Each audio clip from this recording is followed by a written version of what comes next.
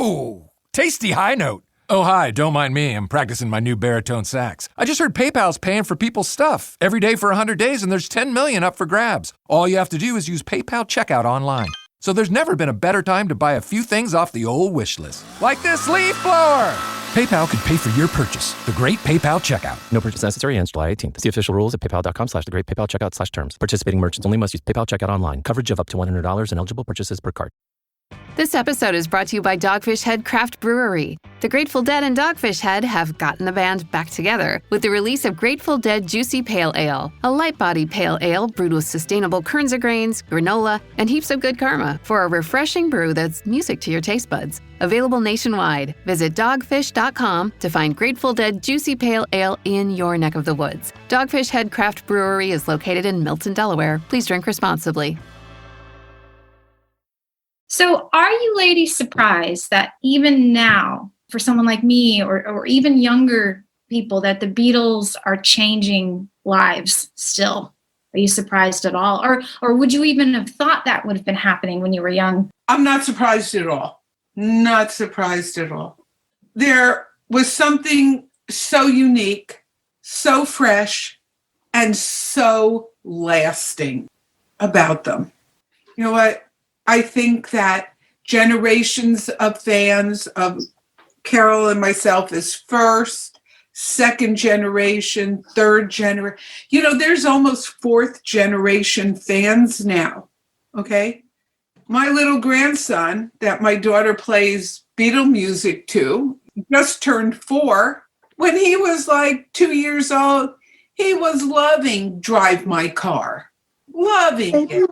Drive my car. He loved that song. He would dance and enjoy. And you know what? They'll last forever, as we know, classical music, and they'll just be there. I so appreciate that they're still as popular and as followed as they are. I love it when people like yourself, Allison, will venture and become immersed in the subject and realize its importance in culture, history, politics, lifestyle. I mean, everything. It's beautiful. And I look at it as a justification of who I am and what I have done in my life by knowing, you know what? In contrast to all these people who were naysayers, and as Carol said, all the people around her, oh, they're just a fad and they're be gone in 6 months or then gone in a year and no one will remember them. But boy, I always knew in my heart they'd be around. I knew their importance and I knew their lasting power because people like yourself are still learning from them and spending time understanding them. So I think it's a beautiful, beautiful thing that people like yourself still study, people talk about them, debate them, and even the naysayers who say, oh, they're just so sad, because I still go online and I still see people who, you know, on videos put thumbs down on YouTube and all this stuff. But you know what? They're still talking about them, so they think enough about them to even spend the time to watch it. So I rest my case in being a Beatle fan. And to all those naysayers in Oakland, New Jersey, who in the Grand Union spoke badly to my mother and I, down on them.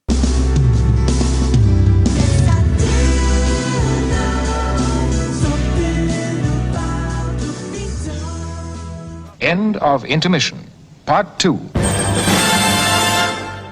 I have another little thing that popped out was I wanted to know more about all the women that I was seeing in the show. Well, I was looking at what they were wearing and what their hairstyles were. And I wanted to know who the office people were. Like, wait, who's that lady?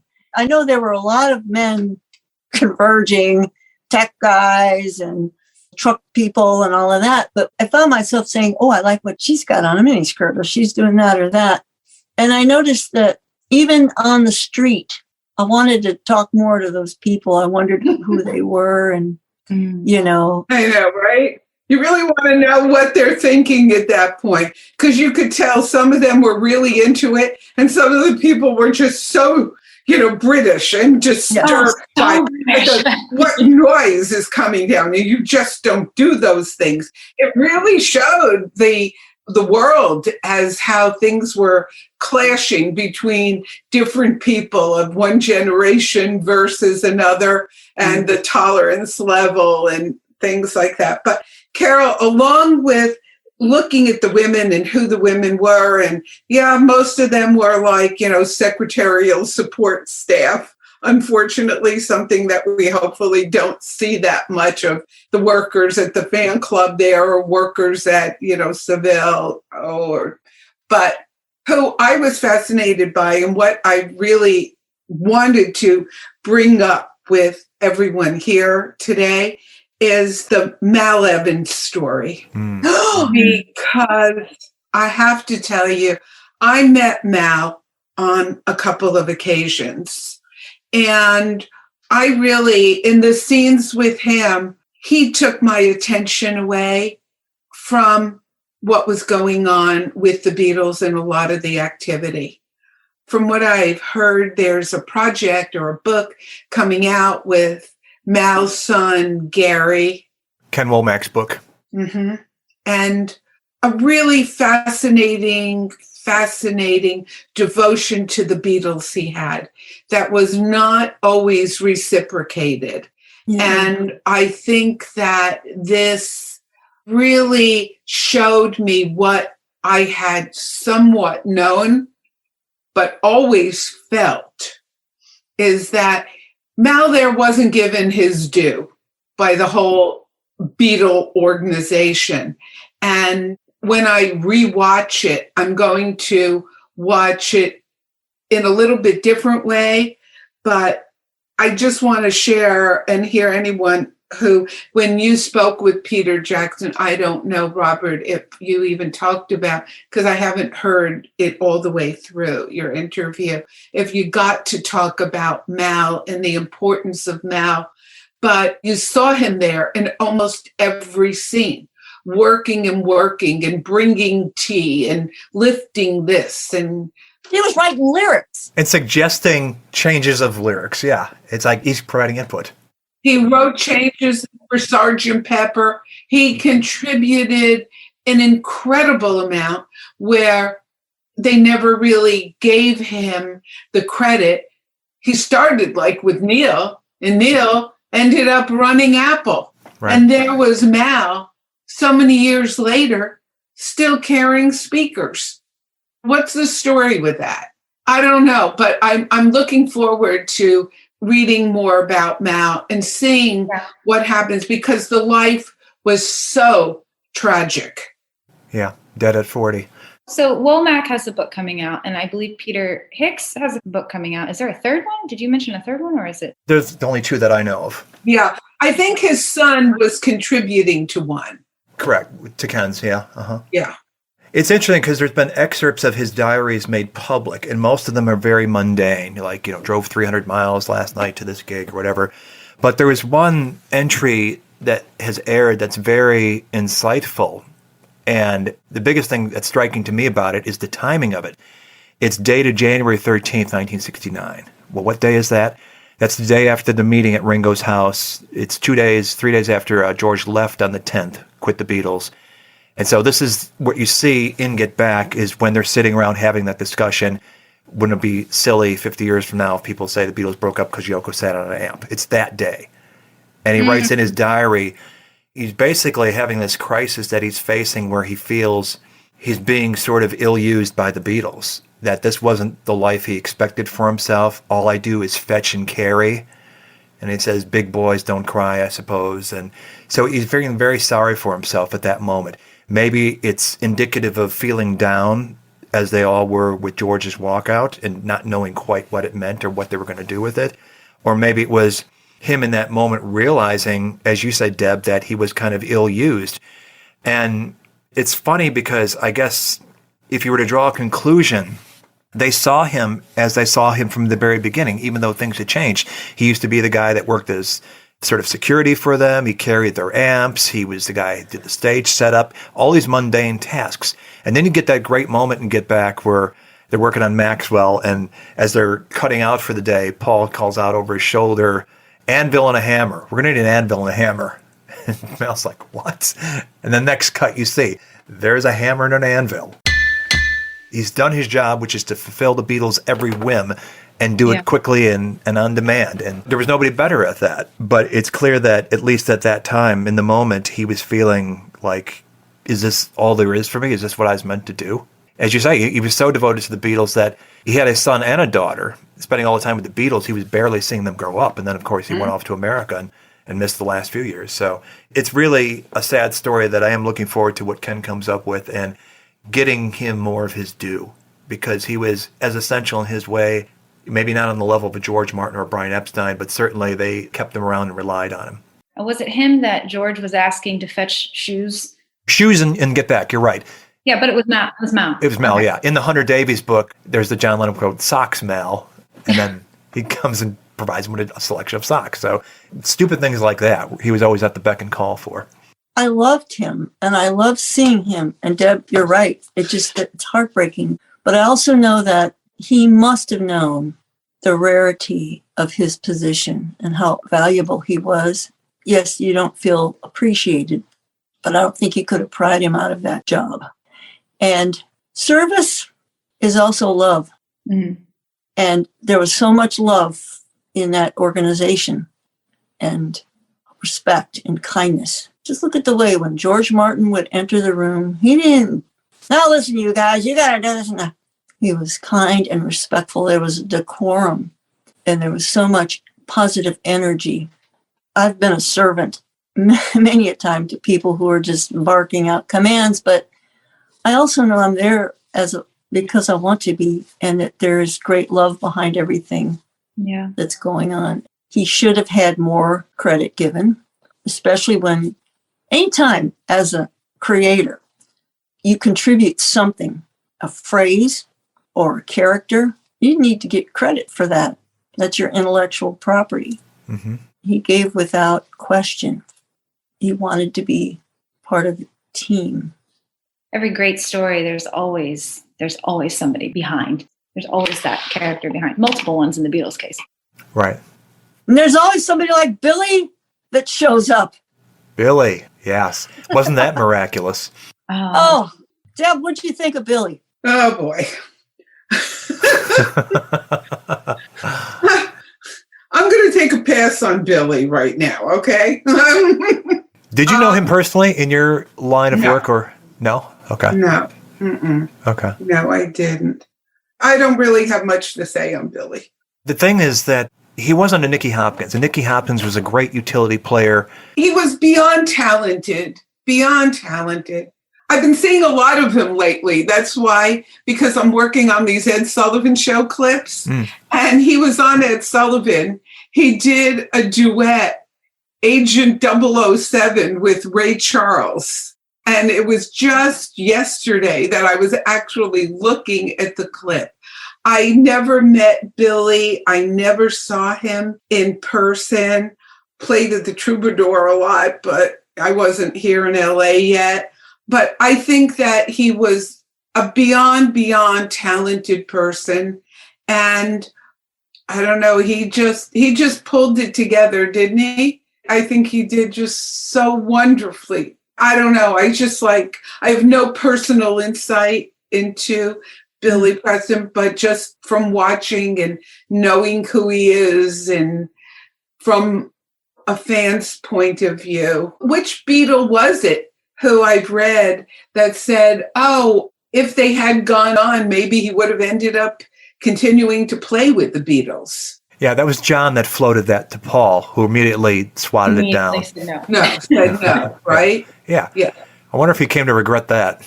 Yeah, but he brought so much. He brought the curve. He did, right? He brought the mojo.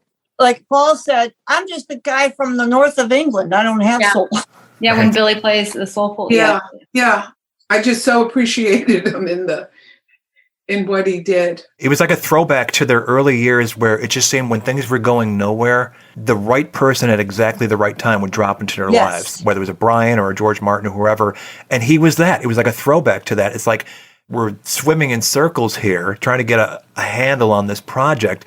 And it's funny, and I love the way Peter Jackson, as he talked about in our conversation, that things that would come up in talks caught on tape that they didn't think were important, they'd pass by and reject.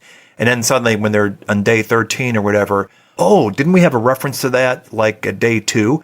And he talks about when George expresses his admiration of Billy Preston very early on, who they haven't seen since Hamburg, but they've seen him on TV or whatever. And then later on, they're talking about, these songs work better if we had a keyboard player for some of them. And then lo and behold, he drops, like Orion said in one of our shows, like an angel from the sky. Yeah. He happened to be the right guy. He could have been abrasive. He could have been somebody that was seen as, Paul, that's your guy. That's not our guy. Like if it was Jeff Lynne, that's your guy, George. That's not our guy. Everybody loved him. And again, it circled back to what they bring up over and over again, their Hamburg days. They knew him from Hamburg. So therefore, he was in, boy. It's like if Klaus Bormann played keyboards and he wandered in, it would have been no question. He's an insider. He knew us back when. We value that above all. He's family. It was just miraculous. I like that concept of many fifth Beatles. Mm-hmm. Yeah, right. Many. It's fluid. There's just been, like you said, there's been so many people fill that position. So the fifth Beatle happens to be the right person at the right time. Right. Yeah. Whoever that person is. One thing that I found really fascinating, and I think it was going through lockdown and finishing a thesis. The job I had at the time wasn't remote, so I couldn't work. And so that was non-consecutive 10 months of just having time to do it. Just a lot of time. And I think this just shows part of their greatness at this point was also having the time. The majority of bands don't have this amount of time and this amount of support and the space for this. And so there were distractions. Of course, they distracted themselves, but you're going to go crazy if you work straight through all day. But I did admire the time because I think we all want all of that time to create. And if we did just have an endless amount of time in that case all day, part of their strength is having time in this. Well, I like that deadline aspect, that they had to come up with 14 songs in 3 weeks. I mean, that's just like, what? Right. Didn't we just do a double album? I'm working on a deadline right now for this book, and it is very motivating when I got to have 3 pages done by the end of the week, or I'm going to do whatever. It is motivating. You got to be there to begin with. Like, you don't start from scratch under deadline. You're already in the game, and the deadline just helps you to push it forward. And so they were all popping out songs, weren't they? Even Ringo. And you got Ringo even came up with a tune, help the cause of the 14. Right. I just enjoyed Ringo. I enjoyed his fashion as well. Completely at peace with their role. He didn't have to jockey like George did, trying to ascend to the top tier as somebody whose talent warranted it. He knew his place, and boy, was he the rock they depended on, take after take after take. He just knew when to come in with the...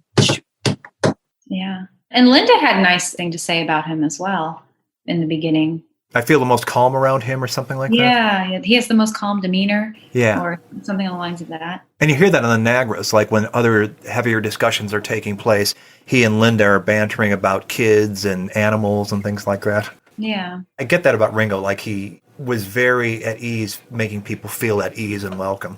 That was just his way to be that. It wasn't like, oh, I'm going to be nice. And he just was. Mm-hmm. Some people are like, how there's a cake and you taste the sweetness, but it can't be there without the flour. And so he seems to have that basicness, and it's every time he knew exactly how to throw the riff. And then I loved watching him. He would watch them and he could read what was needed. Like, it's almost like he was listening. He looked like he might have just been sitting there, but you could tell he was reading what was going on so that he could then go back and figure out the right way to shuffle out whatever needed to happen. Absolutely. That's not a skill set to be taken lightly, that knowing when to hang back and observe and listen and then serve up exactly what's needed, whether it's musically or if there's a tense situation going on, some lightness, crack some kind of joke that's going to disarm everybody. That is so essential for when you've got a group of really strong personalities. And it is a testament to the value they placed on him very early on when Michael Lindsay Hogg is pushing for, Tunisia and all these great exotic locations. You'll find that we're not leaving. We're not going abroad because Ringo is the one that doesn't want to go abroad. I'm not going. Michael Lindsay Hogg. Oh, God. God bless him. Then his voice would kick in and he'd bring it up again and he kept bringing it up again. We wouldn't have any of this without him. So, Sure. That's you got to give him a little credit, right? Yeah. true. Whose idea was it initially to do this film? Can you guess? Paul's. Yes. I guessed it. Okay. Right. Yeah. And it was because they had worked with Michael when they did the promo film for David Frost's show of Hey Jude. And there they were on a stage with fans, this big crowd of fans. And Paul's the one that misses performing live the most. And they all got such a buzz out of it. It's like, so what can we do under controlled conditions where we have some kind of audience energy to feed off of? And so they were trying to figure out that way. And originally they're going to do some dates at the Roundhouse in London, which is a small venue. They were going to do that at the end of the year. And the Elvis TV special had aired in December. In December, John was part of the Rock and Roll Circus with Michael Lindsay Hogg. So these big artists are doing these TV specials, and that's when the idea gets conceived. Why don't we do one ending in some kind of live performance with controlled conditions, not the screamers in Shea Stadium, but something we can get a handle on so we can get that buzz off of them and still be doing something. And they all agreed to it, and it just kind of morphed into what it became. But that was always the intent. I want to go back to the Ringo conversation real quick because I love Ringo. I really do. And one thing that I keep going through in my head, and I'm working on a piece on Ringo on this, is why do we, in this day and age, why do we still have to try to say, well, he's not a songwriter. He's not John and Paul. Why can't we just celebrate him for all of these amazing things we clearly see him doing and his ability to be a fantastic drummer? Like, it's not enough for a lot of Beatles fans. It's not enough sometimes. And I was like, why can't what Ringo does be enough? It's fantastic. You know who's never criticized him? Musicians. If you have the idea in your head of what a drummer is supposed to be, and you're thinking anything from Bonham to Moon to Neil Peart, well, he's not that, therefore he sucks. Or he's not a songwriter, therefore he sucks. That kind of, the bar has been set for expectations, I guess maybe because you're in the Beatles. You've got Lennon, McCartney, and George, who's also an amazing songwriter. What's your problem, Ringo? Octopus's Garden? What the hell? It's terribly unfair. But then you look at how the power of the visual is so strong and compelling and how he is used in their films. He's the man-child in Hard Day's Night and Help. Yeah. Beatles cartoons, the dummy of the group, you cannot take seriously. So you have these whole belief systems forming around, well, he's the luckiest guy on the planet, or John himself said, who's the best drummer in the Beatles? Or he's not even the best drummer in the Beatles, which he never said. Stupid shit like that, because he didn't offer up a counter narrative to, he just did his work. Yeah. That's how I think it takes root. But anybody who knows anything, especially starting with if you're a musician, you never, ever underestimated Ringo. You knew he was the secret ingredient. They weren't making it without him.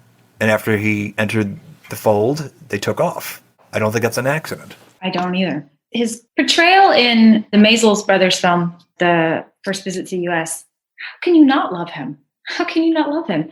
And he's the best actor of the bunch, I personally think. So. Mm-hmm. He definitely had that skill set for sure, and it's no accident. He kept getting cast in films. No, he's essential. Mm-hmm. Can you imagine John, Paul, George, and Fred? Pete. No. No, he's the curl at the end of the dog's tail. He's just that little extra thing, that was always there. Mm. Yeah. And then I do want to say, it just was so obvious to me, the fucking genius of Paul McCartney. My God. I mean, I've always thought of the four and how they're connected. But he really was, maybe he was in love or something. Come on, he just kept rolling them out. He's on fire. Yes. And that's just 1 month of 1969. I just thought it's not that he's like greater than, and it wasn't that I felt he was greater, but you can't deny something there. No, you can't. And I think that is a good illustration of the creative process because, number one, it's like as natural with breathing with him, just pulling melodies out of the air. He's got that for sure. He's got that facility and that capability of going into the zone to create this stuff and tune out everything else, and it just comes out. But also, as creative people, as all of you can attest, much of it is the work ethic. And their work ethic was incredible. At a point in their career when they did not need to do this project, they did not need to be working as hard as they were. They had nothing left to prove to anybody. And it's Paul, because he is the workaholic, that keeps putting these projects in front of them, and they dutifully fall into it. They take on this incredibly high bar of, well, yes, we just spent 6 months crafting a double album. Yes, it just came out weeks ago. But we're going to do a whole new album, all brand new songs, and do it in 3 weeks. And they walk away with 3 number one hit singles. Pretty amazing. I think that the emergence of George's confidence in his musicianship and his vision and his songwriting. Can you imagine that? And then he's up against Paul McCartney, trying to emerge that, trying to be listened to and heard with somebody who is just in the stratosphere. Right. And had been told so by Bob Dylan and the guys in the band in America just before that.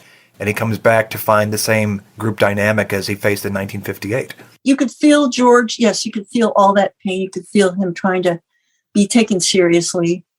And you could see Paul going, As you do with your younger Paul brother. Was up here. And I don't want to break him out as separate from the others. But he really was coming from somewhere, I don't know. And I understand that, how you can be on that level at times in your life. Of course, he was in love, and the first part of love, you ascend into places and things happen that maybe wouldn't come if you were down. And then I think about, so what was the genius then? They were all bringing. George was emerging. Ringo was rock solid and steady as usual. Paul was in the stratosphere. What was John doing? John he's the jelly that kind of butters, it's on the sandwich. He's just in there, you can't be up here doing this or emerging without John saying, yes, at the right time. Right. Knowing exactly when to interject the thing that needed to be in there. It is a very fascinating dynamic to watch how they react to him in this diminished capacity, because he is on heroin. He is creatively, having spent himself on the White Album with all these great songs, he's struggling clearly to come up with material. And Paul calls him out on it, and it turns into that whole little comic sequence with the boom mic. But they still look at him as their king in exile or something, waiting for him to come back and occupy the space, and we react to him. You see that when they moved to Apple in the Savile Row studio, suddenly he's a lot more present than he was at Twickenham. But you do get the sense that the word leader gets used a lot as applied to John and the Beatles. I think that was truer of the earlier years than it was by their mid-years, where you got Paul driving all the projects. Nonetheless, he still has something he projects that they react to. And absent that, they're just kind of spinning in circles. They need him to step up in some capacity. And I think that was a lot of George's frustration, was not only was he not present, but Yoko was sort of usurping his role as mouthpiece, which is a lot more evident on the tapes than it is in the film. Yeah. You see so many times John would be like this, nodding out. And it's like, I don't want to think about that. And he even talked about abusing his body. He knew it. Yeah. And I think he realized he was not fully there. He didn't like that. But when it came time to it, he would be there. Being present in the music at the moment was number one for him. You definitely see it on the rooftop. And that was where you get that John Lennon classic stance from 63, 64 back, which I hadn't even noticed in Let It Be before, but now you see it on full display. He's back. He finally came back. And that's why I think Paul was whooping and hollering so much, because he felt that. He knew they were performing as they should. Yes. It was the Beatles again. The Beatles. It was on that rooftop, wasn't it? Yeah. It was them standing there in their proper formation. It was cool to see the messiness of the creative process in there. Just the sort of moments of sheer trying to push that boulder up the hill and going in circles and not getting very far. And then you take a little break and play oldies and have your little moments of comic relief and stuff like that. But a lot of it is tedium. in the creative process. You know, the public only gets to see the final results of that moment of gold that you've created, not recognizing all the energy expended in getting to that point. We also learned, though, a creative secret for all of us is that if you can't come up with the right word, just substitute any word you want to, keep on going, and then you go back and do the word. Yep. Like, just keep it going. I think that was really a clue to songwriting for everyone. You just keep that music going. You'll get the word, just come back. Yeah, don't let that be your brick wall. Yeah, they say that for writing too. Just write. Just do it and it will come. Cauliflower. What was interesting about that moment was when George throws that out there, he's addressing Paul, who kind of deflects, but it's John that immediately seizes it and helps him out, which is so counter to what had been the prevailing practice at that point. Yeah, I love that moment. I love the moment, and so glad it's caught on film, where Paul's sitting at the keyboard and that guy that, whatever his technical role is, I can never remember what it is, but he's explaining, this is all the songs in the world are right here. Yeah. Yeah. What was the other great line? He said something about only you can stop yourself from stopping yourself or something like that. It was such a cool moment of him imparting wisdom in a way that you don't really see. But boy, was that stuff to live by and take seriously. It's like he just laid a jewel on you. Keep that in mind going forward. So there was a comment, somebody, Facebook, came on and wondered what I thought about it. And they were waiting for me to comment. And I said, I can't. There's no words. And then I started to get mad because many people were posting about how they were comparing themselves to the Beatles. And I kept thinking,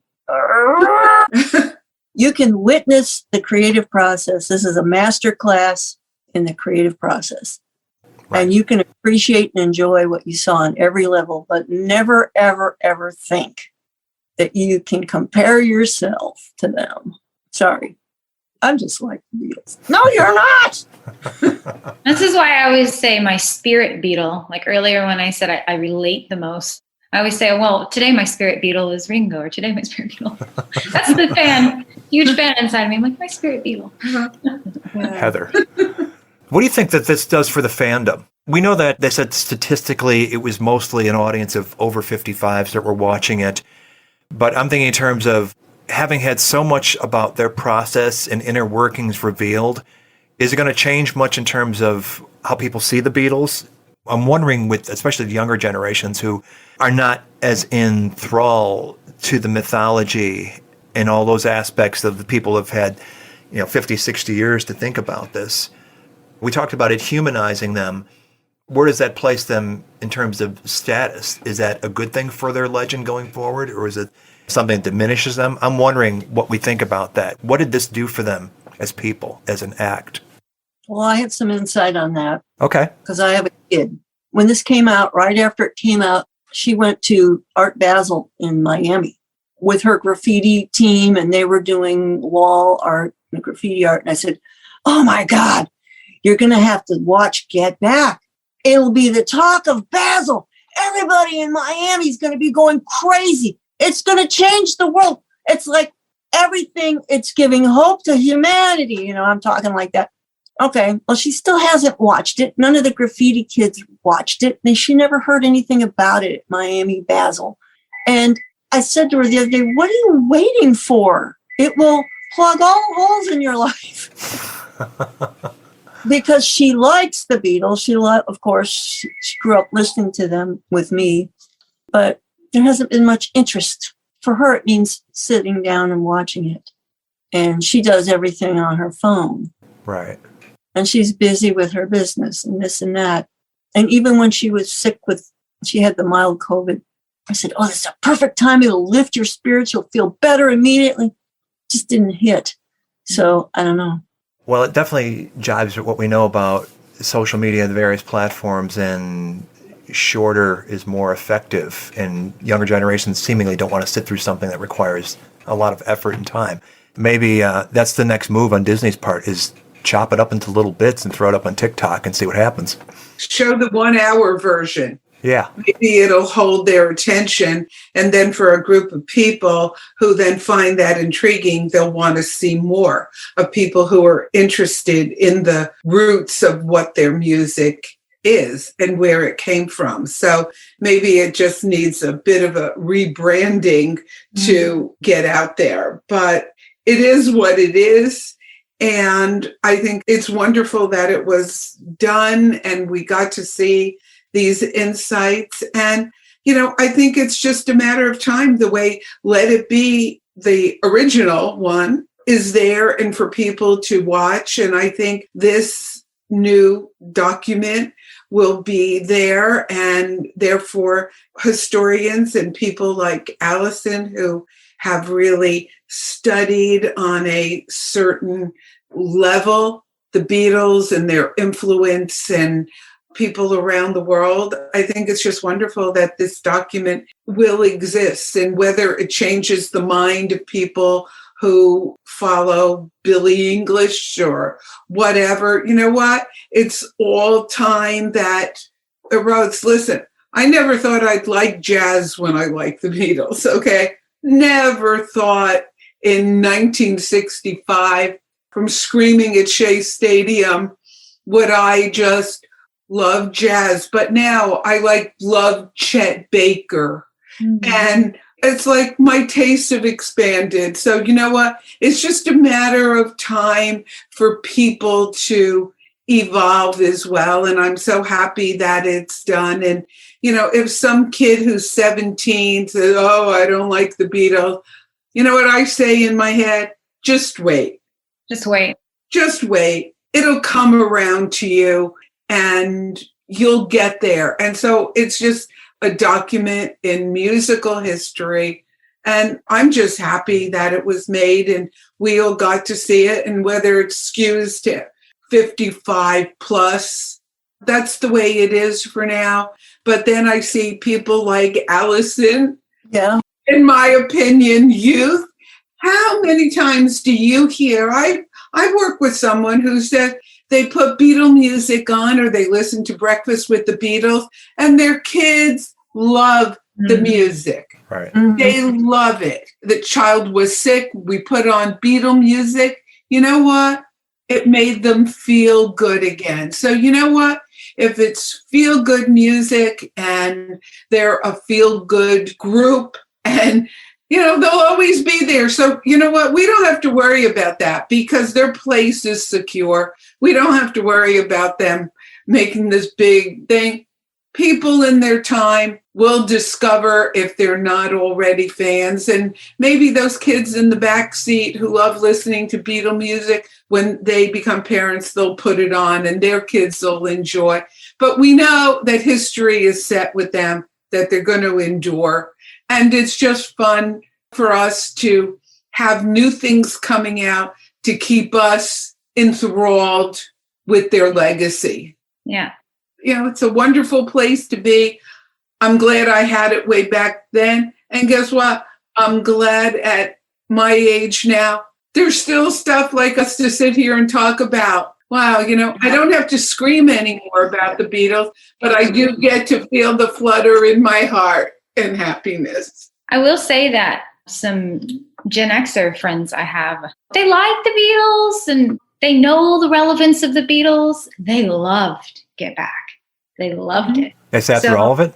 Yeah, they sat before I did. So that was instant. Did you watch it yet? I was like, no, I'm waiting. I'm waiting till I'm ready. I mean, I have now, of course, but at the time I was like, no, I'm waiting. So yeah, I think it has. And the fact that it's on Disney is very important. At first I was annoyed by it. And then I was like, well, that means it's access to a lot of kids who have Disney and maybe they don't watch it yet, but maybe like Deb said, maybe they'll come around to it. Maybe they will. And I know, because I've taught high school, there are very young people who still just absolutely love the Beatles, and they're going to go on their journey, their Beatles journey. And hopefully this is feeding it. Like Debbie said, I'm just glad it exists. I didn't expect anything like this. I don't know, Robert, I'm not an encyclopedia like you are. So I didn't know how much footage was out there. I never really paid attention to it. This was just such a nice surprise, a gift. Artfully presented, yeah. Yes. When Deb was talking about when the kid was sick and playing Beatle music, I was thinking, well, maybe Michael Lindsay Hogg was onto something, having them play a concert at a hospital for sick kids. Yeah. Maybe. Not really sick kids. I mean, kids with broken legs. Kids with broken legs, yeah. I don't think they'll ever be a teen sensation. That's the thing. They're never going to catch that 13-year-old crowd by storm to the point where they'll all be screaming through the streets anymore. Mm-hmm. But yeah, they have a lasting legacy because they're good and the music is good. And more songs about positivity prevail in time. And that's what they're about. They're always loving and yearning and hoping, aren't they? And more of that music than sad songs. But yes, we do evolve. We do appreciate. We find niches that we like. I love Britpop. Thank you. I don't know what it is about England, but all of my favorite bands are from England. What if it's a Midwest thing? I would say the same thing. We have that in common. Me too. There you go. You like the Brit stuff? Oh, God, I love it. Yeah. Everything. So I don't know what it is about. Maybe it's our idea of exotic, Manchester town or Manchester schools, whatever the songs are. But yes, they have an enduring quality. And Deb, yes, I have evolved too. It's not jazz, but I do like, I never say this, but I like Frank Sinatra. Oh, yeah, me too. No, I've always liked Frank Sinatra. He was a local boy for you. Mm-hmm. But I mean, I don't listen to him all the time, but I appreciate that. God, he had a career and he's good. He was good. Anything that's good. I like classical music now. I've been listening to. My 96-year-old Nana saw Frank Sinatra live. She's from near Brooklyn, so yeah. Yeah. She sounds like it too. They're all good, but there's nothing that I prefer more. Although I'll have to say, with my love of the Beatles, I cannot oversaturate myself. I'm not going to get sick of them. Right. Sometimes you can just be like, turned it off already. It's too much. Where's your saturation point? Where does it go from fascination to, psycho something or other? I don't know. Obsession. I think only when I get into a conversation about the Beatles and it becomes a I know more than you conversation, and then I'm done. I was like, nope. No, this I love because, 4 people with similar experiences could sit down and talk and have a completely different conversation about fandom. And that's what I really do love is that, there'll be a listener who is like, that's not how I saw it. That's not how I experienced it. And that's great. Share your experience. That's okay. And I actually had a question for you guys. Is there any other band you'd want to see this much footage on in the process besides the Beatles? Not for me. Not for you. Not for me either. Mm. Mm-mm. Poor monkeys. I would see The Who anytime, just because Pete Townsend's fascinating to me. Yeah, I couldn't think of an answer. I know that's crazy. But with the Beatles, you got 4 strong artists within the same ensemble, and that synergy is what I think is so compelling. They're fairly unique in that. There's other bands that are bands, like The Doors or U2 or something like that, but I don't know anyone, and not even myself, that would want and sit and listen to isolated tracks and unreleased material and hours of multiple takes of stuff the way I would with the Beatles. And even the Beatles, at a certain point, it's like, okay, I don't really need take 35 of A Long and Winding Road, but almost anything they touch, and certainly anything that gets put out through official channels, I'll at least give a listen to and find something of value in it. So there is that. And keep discovering things. Like now I'm more interested in, I never listened to the individual albums too much. I did have at first. I listened to their first individual albums, but at a certain point I quit listening to Paul's stuff, Wings. I've never listened to any Ringo albums. No, there's nothing wrong with that. I am exactly the same. Exactly. People ask me all these questions of, this and do I listen to that? No. Okay.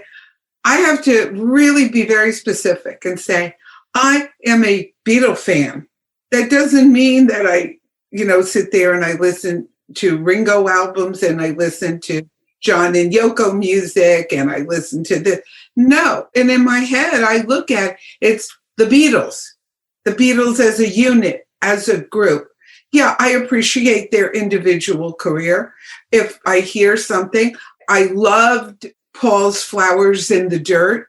I call it my traveling music because I was in England one summer and it had just come out, and I would go to places and I put the little cassette in the car and I drive to Flowers in the Dirt and travel. But bottom line is that I identify myself as a Beatle fan. I appreciate their individual careers. And as I said, I'd listen, but I'm a Beatle fan. Yeah. It's the group. So you never felt they disappointed you? No, I really didn't. Not at all. Not for a minute. Not for a minute. That's why I still appreciate them individually today, because they are part of that bigger whole thing, the Beatles, to me. But if someone said to me, are you a George Harrison fan? Are you a John Lennon fan? You a Ringo fan? I could say, I appreciate them individually and I appreciate their work. I said, but if you ask me, I'm a Beatle fan. Yeah. I go from those early days and my youth, and I'm a fan of that. So that's why I thought Get Back was so interesting, because it does really come at the end of what I look at, myself. I appreciated All Things Must Pass. I love music, concert from Bangladesh. I appreciated that. I appreciate everything, but I consider myself a Beatle fan. Get Back gave us a new tea bag. Yeah. There was strength, there was all this energy and all this information and movies, and they were at the beginning of their career and through the middle part. There was a lot that came out. Then it just sort of seemed like they weren't making the scene, and the news was a little negative, and they were getting wives, and it was changing. But this Get Back put it all back into that strength that had been there earlier. So it was like, oh, yeah, it sustains that which from where it started. It sustains it through.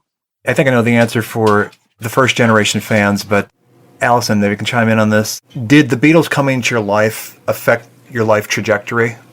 Of course. I mean, I went and lived in Liverpool for 3 years. I've told my students this many times. There was no trajectory for me to go even to college in the first place.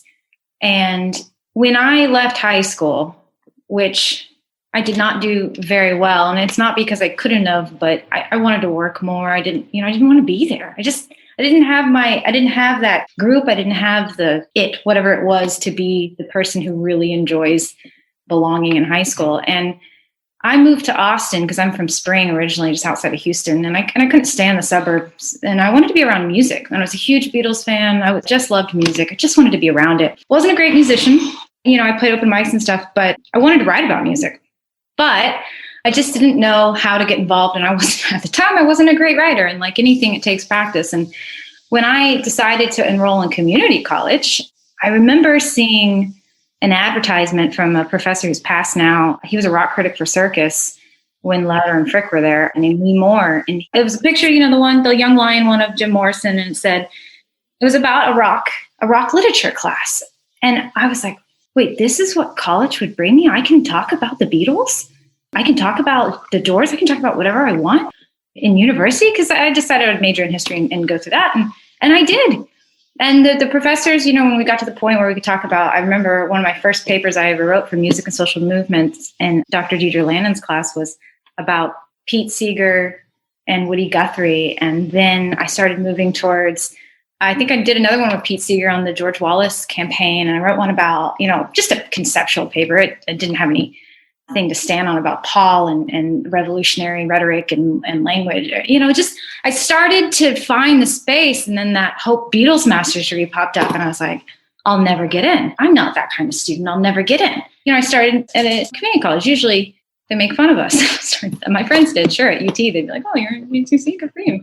And then I did that and lived in Liverpool. I never even thought about Liverpool. I never thought about any of that. I would have never gone in that direction if it were not for the love of the Beatles. And I didn't know anything. I was only 24, just about to be 25 when I went. And I did not know what I think others knew. Like, I didn't read a ton about him. I didn't know much about George Martin. I knew he was involved, but it took me time. And that's not really what the courses were about either. You know, that was knowledge you kind of expected to have already. So just being in Liverpool and then returning for the doctorate, it was just, oh man, that was all because of the Beatles. So when people say that, oh, it's just a band, it's just this, and it's like, no, I mean, my whole life, I'm here right now with you guys because of the Beatles. And like even little things, daily little things that I think about, there's a little bit there, you know, and in my work, I can't be a fan. I got to step back. So today it's really fun to be a fan, but yeah, there'll be times when I don't really think about the Beatles or listen to the Beatles for a while, but in lockdown, every day my walk went by Mindips and then up Beaconsfield by Strawberry Fields. And I would walk back by the church and go to my house. They were just always there. And I didn't take it for granted. Some days I didn't even think about it. I'd be like, oh, cool, John's house. Because I felt like I had to, you know, I was like, well, I have to, I'm here. I won't be here. But I don't know. It brings me, I said earlier, my fandom is really sacred. It brings me great joy, and to shorten this long statement, I would have never gotten to this place or to where I am in my life or gone down the same path if it were not for the Beatles. I wouldn't have done a doctorate. I wouldn't have done any of that if it weren't for them. Carol and Deb, did you land where you did because of the Beatles? Oh, absolutely. First job out of college, I went and worked. I didn't choose it. They came to me, so it was purely coincidental, but I went to work at CBS in New York and worked with many of the people who were associated with the Sullivan Show. And it was really very exciting. So I chose my career in television. After I sat in that audience on February 9th, I realized, wow, how much fun is this? So what I started to do is write for tickets all the time to go to the show. I would write in, sometimes I'd get them, and sometimes I wouldn't. So over the course of 1964 and 65, you had to be 16 to go to the show, but I wasn't. I was 14 and 15, but I still went to the show and I got tickets, and I went there 12 times. And the reason I know I went there 12 times is I have a little autograph book. And after the shows, I would wait at the 53rd Street backstage entrance and get autographs and everything. I know who I saw live on the show. But the first thing I did when I got to CBS is I went to the files on the 28th floor at Black Rock and went through them and looked for pictures of the Sullivan Show when the Beatles were on. And I got to see them. And that's how I spent now my 49th year working, and soon to be my last year of working. But the irony is that through all the Beatle years and everything, I have now, after I left the show I was working on for many years in a long career, I'm now working with the man who owns all the Ed Sullivan shows.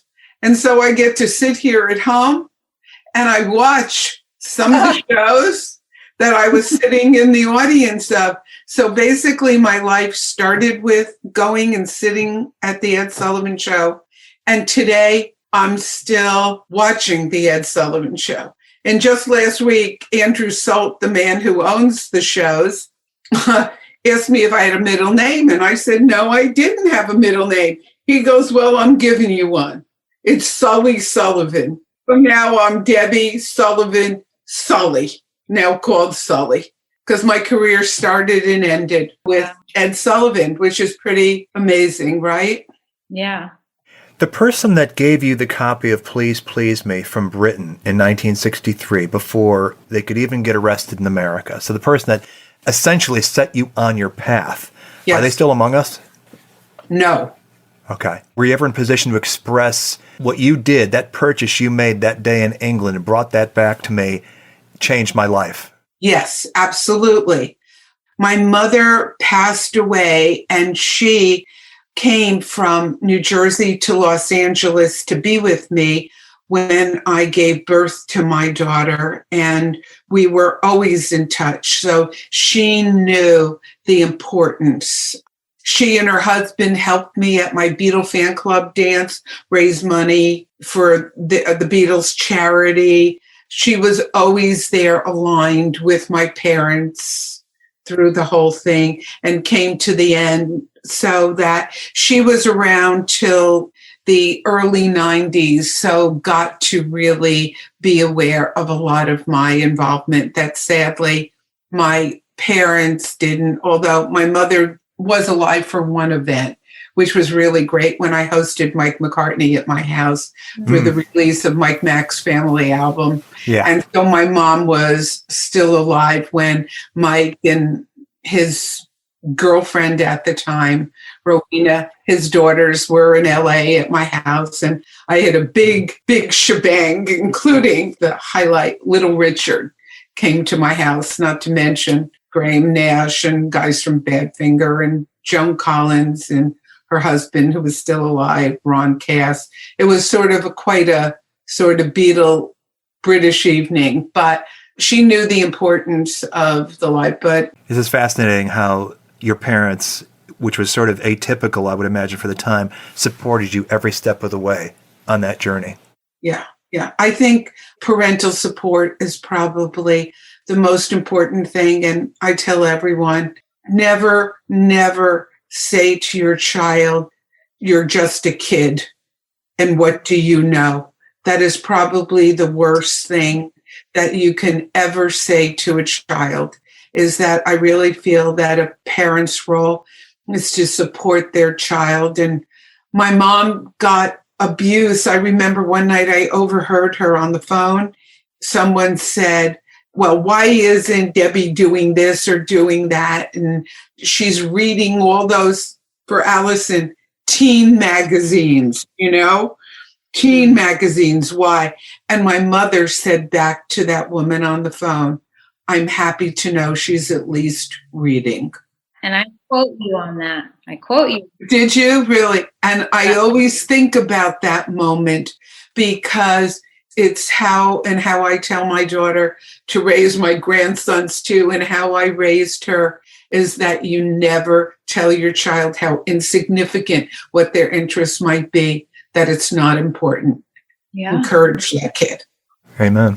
Mm-hmm. Carol, the friend of your brother's who brought I Want to Hold Your Hand to your house back when, whose picture sleeve you still have, did you ever in any way convey to him how life-changing that moment was for you?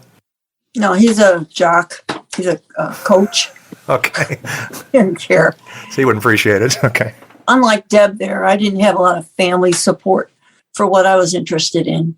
And you had originally asked the question about how did this affect the life? And, it's obvious in my book, and I talk about how I had no agency over anything, living out at Fox Lake, which is 50 miles out of Chicago.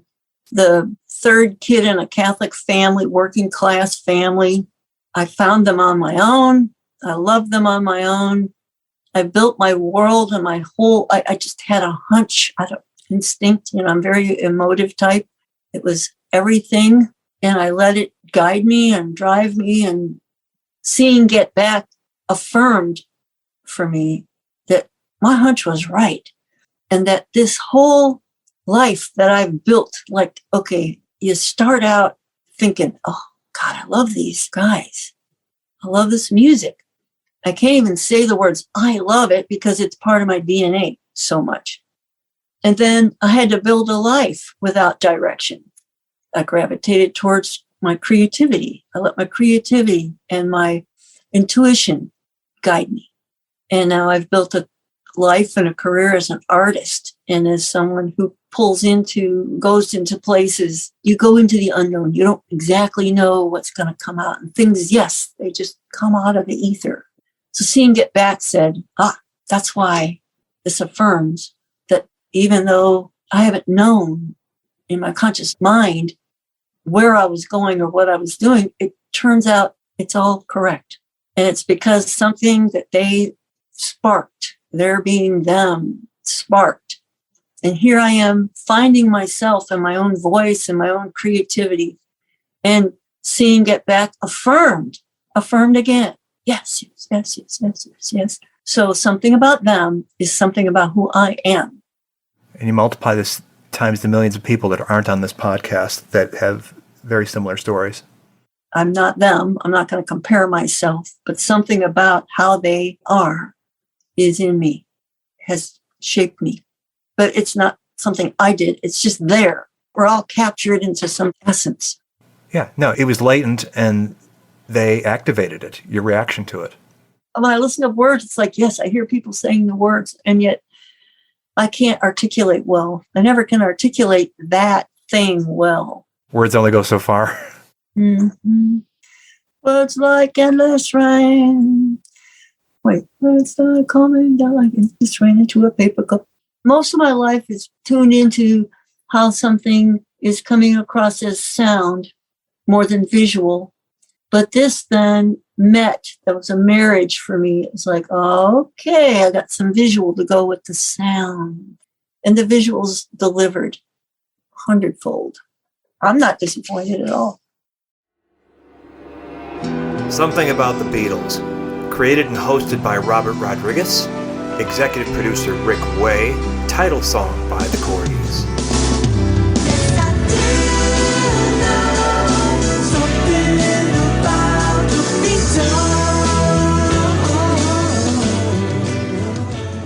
In this podcast, the last time, what was the feedback on us talking the last time, Robert?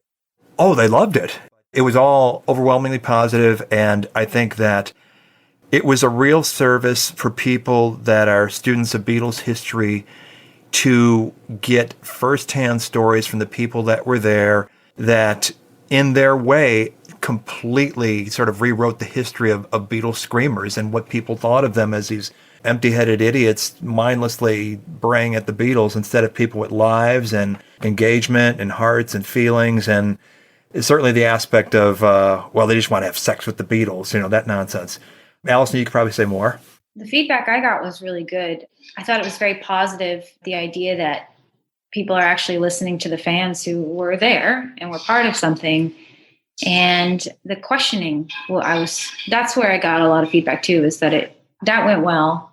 Even when I meant to say, what do you still do to celebrate? I still said, do you still bake cakes?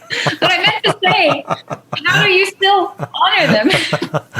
Can I tell you, when it became George's birthday shortly thereafter, right, on February 25th, yeah. I actually woke up and I said, okay, so I have to bake because I felt so badly that I had never baked birthday cake. Oh, any of the Beatles. Look what you did, Allison. I had never baked. I had only bought them, but the questioning I got a lot of good feedback on was it wasn't about, who's your favorite Beatle? Oh, do you know this, that, and next thing? It was about your experience, and I think that's what was really, really beautiful. And I wish more people could see it, Robert. Oh, they will. Hey, the record behind you changed. I know, I changed it when we were talking about Sgt. Pepper. Is that the Pepper? Is that the historic Pepper you laid in the bed and listened to? All the Sgt. Peppers. I have two. I think this is the one my friend gave me. He unfortunately died, but it had the pieces in it. What label? Oh, it's Apple. So that dates it to 71 to 75. This one's a later one. Okay. I have two. So it's not later than that with an Apple label. Yeah. Trust me. I don't have the other. I only have what I'm currently listening to. I have a public service announcement. Okay. My albums, all of my albums that I had, I wrote the word Tyler on the curve of the rainbow on the inside label. Uh-huh. And when I lived in New York City in the 80s, I entrusted them to this guy. I said, as I had to leave town, I was like, could you hold on to my Beatle albums? And then you can send them to me later. Well, he never did. And then he got divorced, and his wife, I don't know if she has them or sold them or what, but I never got my albums back. Your original 1960s Beatle albums that say Tyler on the label. Oh, wow. The greater tri-state area, you've been put on notice. Start looking. Keep your eyes open for my records.